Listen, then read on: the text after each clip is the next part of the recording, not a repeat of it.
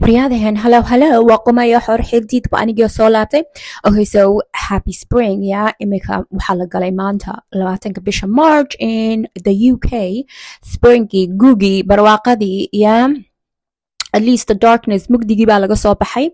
And obviously Ramadan waa 10kii ugu dambeeyay oo markii Laylatul Qadr, yeah, qadarkii waxaa la yiraahdaa luck la raadinayay soo maaha. And but anyways, anigu weekend horta gurigeygii baan kasoo shaqeeyay, yeah, everything waan soo wada nadiifiyay, waan soo clean gareeyay, spring cleaning baan sameeyay. Maantana aniga si fiican isku soo xoqay, waan soo dhalaaliyay, ma fahanteen? So hadhow tola video baan soo diraya sheekadii ku saabsanayd Aries, yeah, ilaa maanta cadceedda godka Aries-na way ku dhacday, ma fahanteen? Solar eclipse baa soo socda, and maxaa la yidhahaa markay bishu tahay 29ka, yeah, solar eclipse-ka oo Aries ku dhacaya, yeah. And full moon lunar eclipse kina dee waa kii bisha 14keeda ku dhacay, maxaan ku idhaahay godkii Virgo. So yeah, basically 6 bilood, yeah, waxaad soo beertay ayaad 6 bilood ee soo socda midhihii aad soo dhigatay meesha ayaad cunaysaa, ma fahanteen? Marka calaa kulli xaal happy spring.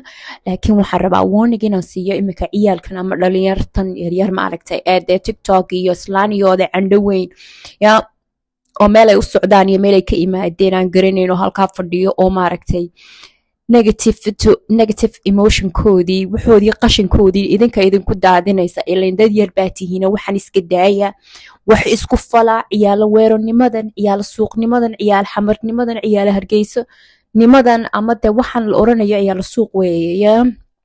Ghetto boys nimadan oo kolba maaragtay oday iyo islaan idin diray, basically the errand boys laydinka dhiganayo maaragtay oo laydin leeyahay halkan ku yaaca, halkan weerara, yeah, qofkan u kala kiciya. Inta waxaa soo dhintaad ku mashquulaysiin oo idinku dad kale maaragtay aad ay u noqonaysiin, ay maaragtay ayagu iyo soo xereysteen, intaad idinku maaragtay dib iskugu laabatiin. lana dhalinyar baa tihiina wax meel waa inaad dhigataane.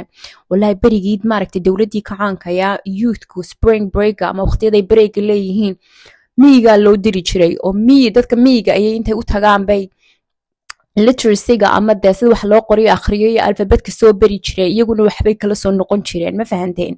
Yeah, oo waxaasi dee 70gii 80giis bay ciyaalku waxa samaynayeen. idinka maxaa idiin diiday inaad reemiga u tagtiin, inaad waxyaalo badan oo dhaqanka ku saabsan soo ururisiin, wixii maaragtay buugaga soo qortiin, audio book soo samaysiin, ood soo bandhigtiin, ood ka faa'iidaysatiin waqtigiina. intaad noqonaysiin maaragtay ay la dirto oo la maamulo oo kolba qof lagu diro oo dee maaragtay saasun kolba dhinacun la idiin jeediyo, maxaad waxaas u samayn lahaydeen? yaa ileen telefoonkan aad wax ka daawanaysiin waad wada haysatiine. intaad telefoonkii qaadiin maaragtay, yaa waxyaalo badan oo dadka anfacaya ciyaalka say wallahi buuxo. wallahi waxa jira af Soomaali anagaaba khaatiyaan ka taagan af Soomaali iyo ereya ayna garanayn. waxyaalaha audio book baad uga soo dhigi karaysiin, si loogu dhawaaqo waad u soo qori karaysiin, you know, it's very easy. and maxaa la yidhaahaa digital book ayaad ka samayn karaysiin.